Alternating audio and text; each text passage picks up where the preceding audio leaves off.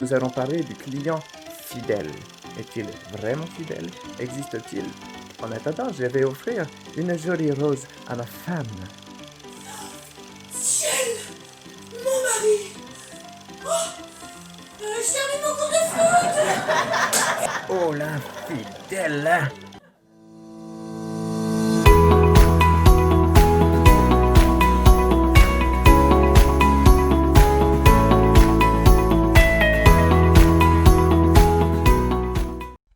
Salut, c'est Cédric Gauthier de je suis commerçant.fr, je-suis-commerçant.fr, le blog des commerçants accomplis. Aujourd'hui, on voit une notion super importante en commerce qui est la fidélité des clients. Est-ce qu'ils sont vraiment fidèles? Est-ce qu'on a des moyens de vraiment les fidéliser? On va voir tout ça en détail. Vous avez bien sûr la possibilité de vous inscrire ici à la page YouTube afin d'avoir la vidéo de la semaine chaque semaine. Cette vidéo est toujours en lien avec un article complet sur le blog qui lui reprend vraiment les détails et donne les schémas que vous n'aurez pas forcément sur la vidéo. Ici, on va faire le plus court possible et le plus sympa possible. Et pour ceux qui veulent aller vraiment profond, on va dans le blog et à ce moment-là, vous aurez absolument tout. Alors pour commencer, on va voir que le client fidèle, comme tous les autres clients d'ailleurs, il a énormément de défauts. Ah bah oui, les clients n'ont pas que des qualités, bien sûr.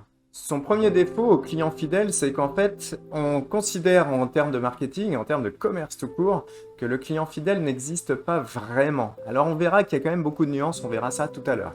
Cependant, il y a une notion marketing que moi j'adore personnellement, j'adore ce mot. On appelle un client fidèle polygame. On peut mettre fidèle avec un S à la fin. C'est-à-dire que, est-ce qu'un client est vraiment parfaitement 100% fidèle quand on le considère comme fidèle? C'est très compliqué à savoir. J'ai posé la question sur les réseaux sociaux, dans les groupes de bouchers, de boulangers, de pâtissiers, de poissonniers, de crémiers, de fromagers, etc., etc. Et j'ai posé cette question toute simple. D'après vous, est-ce que les clients sont fidèles? Est-ce que c'est une notion que vous comprenez? Et combien de pourcents, comme ça, au doigt mouillé, avez-vous de clients fidèles dans votre clientèle? Et alors là, c'est très drôle parce que les réponses vont de 0%, j'en ai un qui m'a dit on n'a pas de clients fidèles, on n'a que du client de passage, à 99%. Et cette personne-là justifiait ça parce qu'elle avait un commerce dans un village et que ses clients étaient les papis-mamies qui n'avaient pas tellement possibilité de se déplacer ailleurs. Mais il était bien conscient que si ces gens-là avaient la possibilité de se déplacer, la fidélité allait s'évanouir toute seule. Le client fidèle, il a un autre problème également, c'est qu'il est connecté au monde. Il a Internet, il a la télé, il a de la pub, il est dragué en permanence par tous nos concurrents. Bien sûr, d'ailleurs, c'est leur boulot aussi de gagner des nouveaux clients et de les amener vers la fidélité chez eux. Et nos concurrents, on dira ce qu'on veut, mais des fois, ils ont des qualités. Et ouais, ils n'ont pas que des défauts. Et nous, on n'a pas que des qualités non plus. Et du coup, notre client fidèle, qui est aussi un client habitué, pour lequel on fait un peu partie des meubles d'ailleurs, est très très capable un jour de se laisser séduire pour tout un tas de raisons, parce qu'il passe devant un concurrent et que l'offre lui plaît, parce que finalement le magasin est plus beau, plus à son goût à ce moment-là. Il y a tout un tas de raisons pour lesquelles un client fidèle va devenir forcément un peu infidèle à un moment. On verra les 4 types de clients fidèles tout à l'heure, et vous verrez que c'est assez intéressant de voir que les limites, les frontières sont très ténues. Notre client fidèle, surtout, il a un gros défaut, le plus gros défaut de tous. Il est vivant. Et comme il est vivant, un jour, il va se marier, et puis il va partir, et puis un jour, il va déménager, tout simplement. Et puis un jour, il va avoir des enfants, et puis un chien gentil. Et puis tout ça va lui coûter cher, donc il sera peut-être plus notre client. Ou peut-être que justement, parce qu'il aura besoin de gérer mieux son budget, il deviendra notre client. Ou parce qu'il va avoir une promotion et beaucoup plus d'argent, il ne sera plus notre client. Ça, on ne peut pas savoir, mais le fait que le client vive, c'est un vrai gros problème, parce qu'à un certain moment, même à la fin, il meurt, et alors là, on est sûr, notre client n'est plus fidèle du tout à notre commerce. Ça, c'est garanti. Alors, on va détailler 2 notions qui sont très simples. On confond souvent fidélité et satisfaction. Bien sûr, le client fidèle est obligatoirement satisfait, sinon il n'a aucune raison d'être notre client fidèle, ça c'est sûr. Par contre, un client satisfait n'est pas forcément un client fidèle. Un client, il peut être satisfait de 1000 manières et finalement continuer de papillonner de commerce en commerce, de venir de temps en temps ou plus du tout pour tout un tas de raisons, et on les détaillera encore une fois tout à l'heure.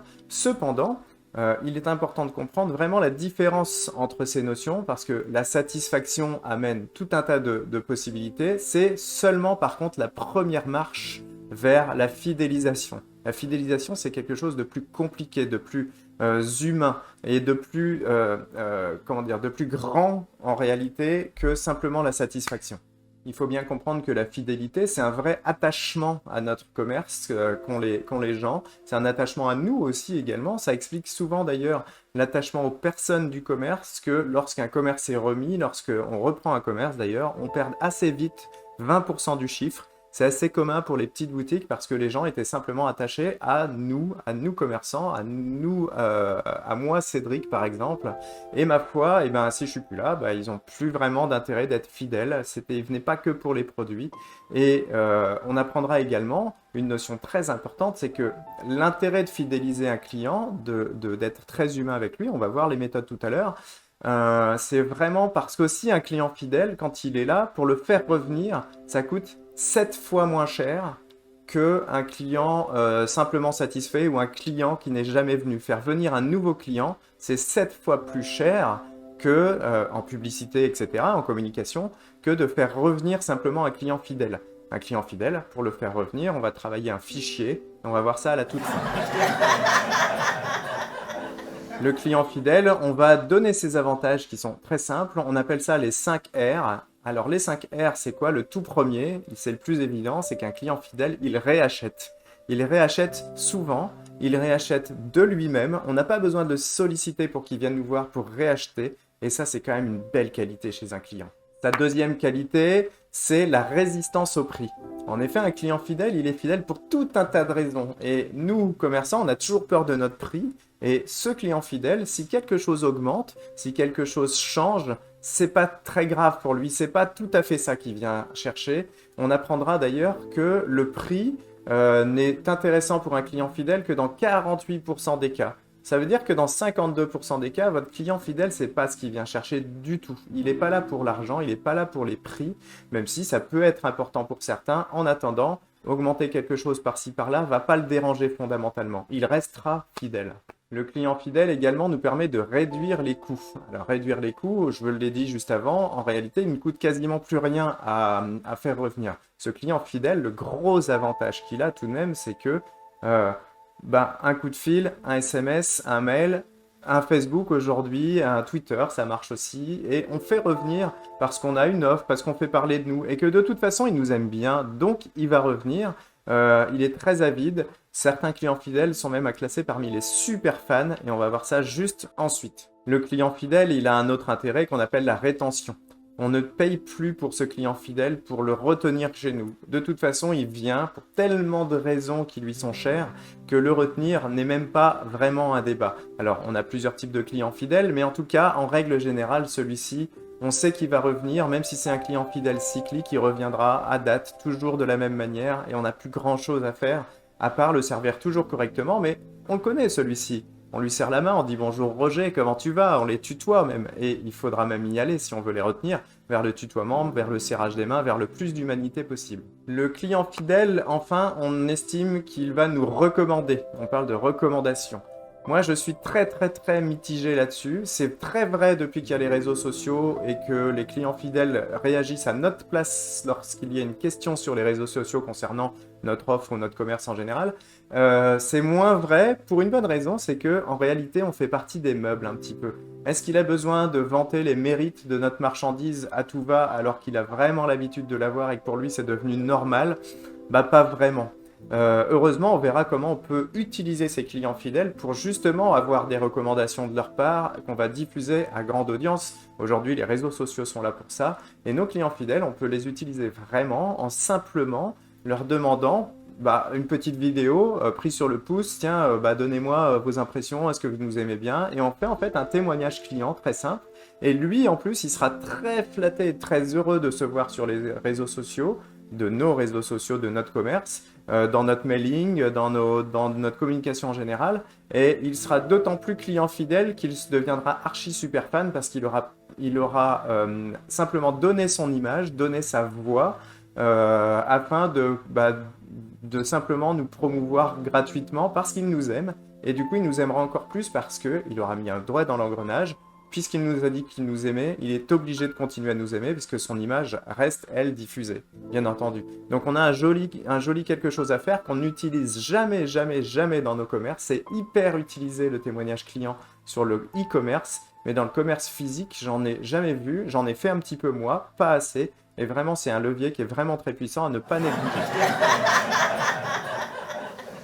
Alors, on va voir une notion qui est assez marrante, c'est qu'il y a une grande étude anglaise qui a été publiée voilà, quelques années maintenant et qui a réussi à classer les clients fidèles en 4 types. Et vous verrez dans le tableau qui est sur l'article, vous aurez le temps de voir et je vais vous le remettre ici. Donc, dans ce tableau, qu'est-ce qu'on apprend ? On apprend que les clients fidèles, selon leurs achats, si ce sont des achats spéciaux dans la colonne, les achats spéciaux, ce sont les achats d'occasion, les achats pour Noël, les achats pour l'été, les achats voilà, un peu particuliers. Et en dessous, dans la colonne du bas, on a les achats courants dans la partie basse. Et on classe aussi, vous avez 2 petits sous-classements dans ce tableau, que sont les clients plus flexibles et les clients vraiment fidèles. Et ça, vous verrez que quand on recroise, eh bien, on retombe sur des différents types de clients. Et on va du loyal au super décomplexé, l'hyper loyal, et on parle de loyauté quand un client est fidèle que à nous dans tous les moments de sa vie. C'est-à-dire que s'il a besoin de quelque chose de chez nous en temps normal, eh bien, il vient, et s'il vient, il vient également en temps exceptionnel. Le meilleur exemple pour ça que je puisse avoir, c'est quand on est client Lidl. Moi, je suis client Lidl, je suis client Aldi, je suis client Carrefour, je suis client Petit Commerce, je suis client un peu partout au final. Mais pourquoi est-ce que parfois on est client, couramment client d'endroits dits pas chers? Tout ça est discutable. Je suis pas là, cette vidéo n'est pas là pour discuter de savoir si c'est vraiment cher ou pas cher et si c'est qualiteux. Voilà. En attendant, un client qui va chez Lidl cherche à maîtriser son budget. Et en réalité, ce client Lidl est bien arrivé au fait où est-ce qu'il va acheter sa bûche, où est-ce qu'il va acheter finalement sa viande, où est-ce qu'il va acheter son pain. Eh bien, il va peut-être retrouver, lui, le chemin du petit commerçant du coin qui est justement hyper qualiteux, qu'il estime être peut-être plus cher. Je ne dis pas que c'est vrai, mais en attendant, l'image qualité d'un petit commerçant est toujours meilleure qu'un supermarché, et ça, c'est sauvegardé, on l'aura toujours. Et donc, effectivement, on voit venir à ce moment-là dans les commerces des clients qu'on ne voit pas d'habitude. D'un seul coup, on se dit, mais il vient jamais celui-ci. C'est l'effet aussi pendant les barbecues, où on voit arriver beaucoup plus de monde dans les magasins l'été, et on peut toujours se poser la question, mais ils ne mangent pas l'hiver, ou ils mangent que l'été, par exemple dans les magasins alimentaires. Eh ben, effectivement, il y a une surconsommation entre le printemps et l'été, parce que les gens ressortent et qu'ils ont envie de tout un tas de choses. Ça marche aussi chez les coiffeurs, ça marche aussi voilà, dans tout l'ensemble des commerces en général. Et ce qui est toujours étonnant, c'est de justement voir que cette fidélité-là, elle va de la flexibilité à la loyauté, ou à la loyauté de temps en temps, ou au besoin parfois. Et ça, on a du mal à le comprendre. Et ce tableau, vous verrez, qui va vous aider tout simplement à comprendre pourquoi ce client il vient qu'à Noël, il nous aime pas le reste de l'année. Bah non, le reste de l'année, il estime qu'on n'est peut-être pas conforme à ce qu'il attend dans le reste de l'année. Tout simplement, c'est qu'une question de ça. Et on est tous, quand on est client, exactement pareil en réalité. Alors, comment fidéliser les clients du coup? Parce qu'on a besoin qu'ils soient fidèles, puisqu'ils vont revenir plus souvent et qu'ils vont nous coûter moins cher. C'est assez crucial l'histoire. Donc, on va utiliser pour ça la méthode Sonka pour définir les types de clients. Ça, on le verra plus tard ou dans d'autres vidéos et dans un autre article très bientôt. Mais avant ça, il faut comprendre qu'on peut agir sur 8 particularités de nos clients, et ce sont des particularités humaines, qui font qu'un client revient ou pas dans un commerce. Et on va essayer, si on est malin, de jouer sur les 8 cordes à la fois. On appelle ça les 8 C. C'est en anglais à la base. Je vous ai traduit une partie également. Et on va décliner tout ça tout de suite pour que vous compreniez bien où et comment agir.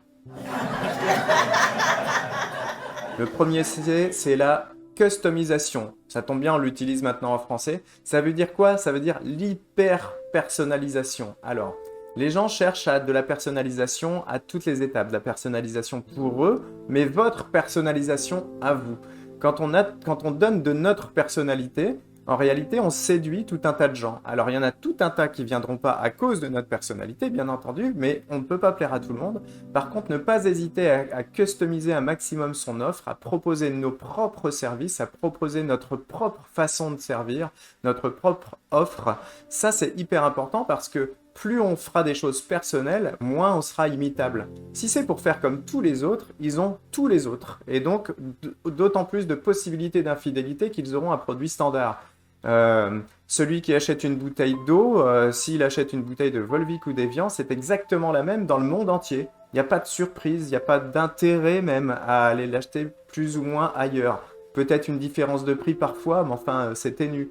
Ça n'a aucun intérêt en réalité. Nous, en tant que commerçants de proximité, nous, en tant que petits commerçants, notre gros avantage, c'est qu'on peut tout personner. Madame Michu, on la connaît, on sait très bien qu'elle veut la petite fleur coupée, qu'elle veut, voilà, tout un tas de services très customisés pour le coup. Et si elle vient chez nous, c'est aussi qu'elle aime notre patte. Dans artisan, pour ceux qui sont artisans chez nos commerçants, il y a une forme d'artiste aussi. Et un artiste est quelqu'un d'unique. Et cette unicité, il faut vraiment, vraiment, vraiment appuyer dessus tout le temps, tout le temps, tout le temps, et ne pas avoir peur d'être vraiment ultra personnel et personnifiant pour les gens qui nous accompagnent en tant que clients. Le deuxième C, c'est le choix. Le choix, c'est hyper important. J'en parle souvent, mais l'effet de gamme, c'est très important. Nous, les petits commerçants, on a tendance à n'avoir souvent qu'une gamme dans un produit.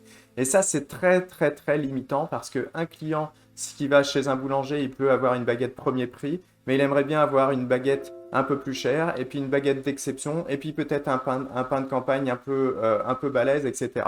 Si on lui offre pas toute une gamme, avec à la fois une gamme de prix à l'intérieur de la gamme et une gamme de choix, eh ben en réalité, pourquoi il va nous être infidèle? C'est pour cette raison-là, parce qu'il ne trouve pas chez nous ce qu'il a besoin dans certains moments.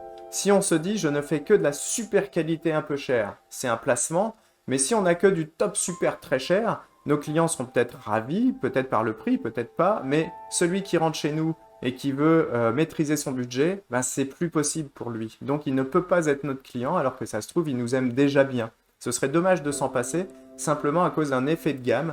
Et par produit, on peut se permettre d'avoir plusieurs types de produits à l'intérieur pour ceux qui vendent des produits. Et par service également, je pense aux coiffeurs, eh ben, on peut avoir une offre de base pas très chère avec un shampoing coupe très sympa. Et puis ensuite, on peut monter en gamme sur un shampoing, mais un shampoing avec justement des soins en plus. Voilà, on peut décliner l'offre en rajoutant du service, mais il est important de partir quand même d'une base relativement correcte en emmenant vers quelque chose de, pourquoi pas haut de gamme. Ça marche absolument partout. Aujourd'hui, les supermarchés, pour prendre leur exemple, ont du bas de gamme jusqu'au très haut de gamme. Dans un supermarché, on peut trouver des produits tout pourris comme du caviar. Et ça ne dérange pas que ce soit au même endroit. Les uns nourrissent les autres, et on verra ça d'ailleurs, les effets de gamme, comment on utilise les effets de gamme pour vendre plus dans d'autres vidéos et dans d'autres articles, parce que c'est un levier puissant que les commerçants ne connaissent pas souvent suffisamment bien. Le C d'après, c'est le contact. Le contact, c'est ce qu'on fait le mieux, rassurez-vous, dans notre commerce de proximité. C'est pour ça que les gens viennent chez nous. Le contact, c'est quoi? C'est l'humanité. Voilà, donnons de l'humanité, donnons du temps à nos gens, prenons le temps, surtout autant que faire se peut, de les toucher. Alors, en saison Covid, c'est moins facile, mais en tout cas, mon commerçant, même alimentaire, qui me dit « je peux pas toucher parce que c'est d'hygiène », eh ben, tu vas serrer la main avec ton poignet, et en faisant ça, le fait de toucher les gens, le fait de les accueillir comme si c'était des amis, c'est vraiment notre fer de lance, et c'est vraiment ce pourquoi on existe encore dans nos petits commerces. C'est vraiment pour ça. On le fait déjà en général très très bien, on est souvent très bien accueillis chez les commerçants. Il faut donner une culture également par le management quand on a une équipe.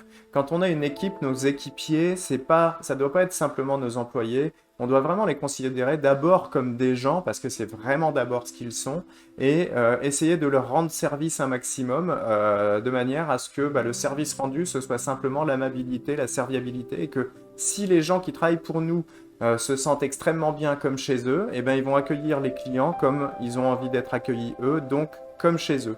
Et tout ça, en fait, est un cercle vertueux qui s'auto-alimente. On le fait déjà très bien, on peut toujours le faire mieux. Le contact humain, c'est hyper important. Le C d'après, c'est la communauté. La communauté, c'est le fait de réunir les clients et nous autour d'un projet commun. On doit faire participer nos clients à absolument tout. Aujourd'hui, avec les réseaux sociaux, le mail et le SMS, on n'a pas de raison de dire qu'on ne peut pas solliciter nos clients pour choisir.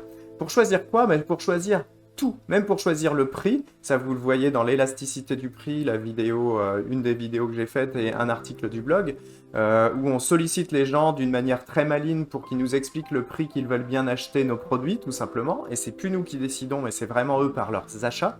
Mais on peut leur demander aussi, bah tiens, j'ai envie de faire des travaux, on va changer les couleurs, et on propose plusieurs projets, et on les soumet à la communauté, et c'est eux qui choisissent, avec nous bien entendu. On soumet les écritures, on soumet les recettes. Tiens, on a envie de sortir 3 recettes nouvelles si je suis traiteur, mais on ne peut pas toutes les sortir en même temps. Laquelle vous préférez? Et les gens votent. Et les gens, plus on va leur demander leur avis, plus ils vont se sentir concernés et plus avec nous, ils vont faire communauté. Lorsqu'on arrive à avoir une communauté fédérée, et ça, les réseaux sociaux nous aident beaucoup pour ça, eh bien, en fait, on a réussi quelque chose dans la fidélisation, c'est-à-dire qu'on a des gens qui vont parler de nous et qui vont finalement faire partie de la famille comme on fera partie de la leur, de plus en plus. Et ça, c'est hyper important. On a une période enchantée depuis que les réseaux sociaux existent et depuis qu'Internet explose, parce que dans nos petits commerces, on ne sait pas s'en servir, mais c'est essentiel de faire communauté avec nos clients, parce qu'on va les fidéliser à mort, c'est tout simple. Le C ensuite qui vient, en anglais c'est le caractère, et c'est pas le caractère le mien bien sûr, c'est tout ce qui concerne justement la personnalisation également, mais côté créativité, côté charte graphique, également côté hygiène pour les magasins qui doivent être hygiéniques, qui doivent être beaux, le look en fait, le design, tout ça est important. On voit beaucoup de vieux magasins qui ne se sont pas refaits en disant mais oui mais j'ai des clients, c'est pas ça qui est important. Bah si, c'est important aussi. On prend des exemples un peu plus haut que nous là pour le coup. Si on va chercher chez Steve Jobs, quand il créait des ordinateurs, les premiers Mac pour sa société Apple, il voulait que l'intérieur de l'ordinateur, que personne ne voit, c'est-à-dire quelques pourcents des acheteurs allaient farfouiller à l'intérieur, voir comment c'était fait, mais il voulait que l'intérieur soit aussi beau que l'extérieur. Et pour avoir ouvert quelquefois un Mac, en effet, c'est très beau. Et aller chercher le détail sur le look, sur la beauté, sur le fait de ne pas considérer que notre marchandise est usuelle, pour nous elle l'est, pour nous on a l'habitude, mais en fait pour un client qui rentre, tout est important, tout est grave quelque part. Mettre du design, mettre du look, mettre de la beauté dans nos commerces, déjà c'est plus agréable d'y travailler. Nous, ça nous oblige à travailler mieux, parce que chercher le beau, chercher le design et chercher une forme de perfection en se disant que de toute façon on ne l'atteindra pas, il y a quelque chose qui nous pousse en plus à être aussi plus satisfaisant et donc simplement plus fidélisant. Le C d'ensuite, c'est la convenience. La convenience, c'est-à-dire tout ce qui est facilité d'accès, facilité d'utilisation, tout ce qui peut nous permettre d'être facile à l'usage, d'être bien expliqué, d'être utile, tout ça fait de la fidélisation. C'est logique, hein. Si vous êtes dans votre patelin le seul qui fait de la livraison à domicile, bah, ceux qui vont être vos clients seront fidèles, vous êtes seul à le faire.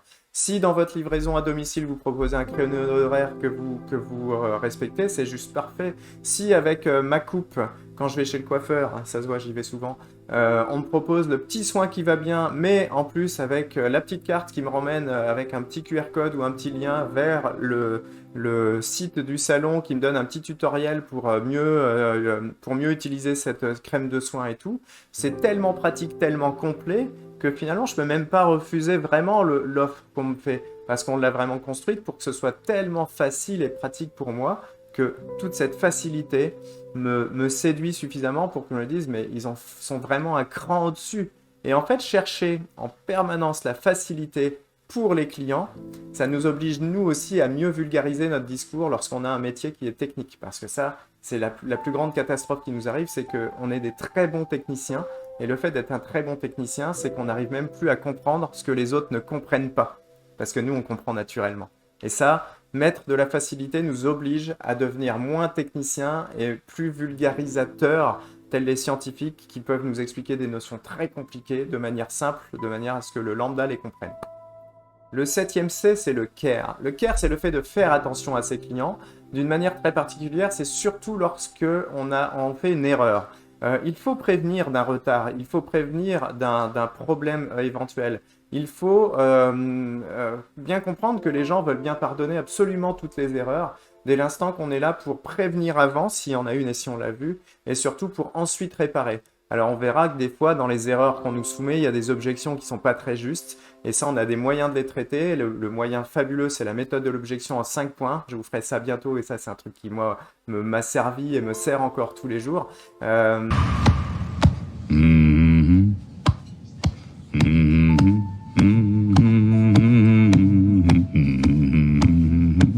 Avec moi.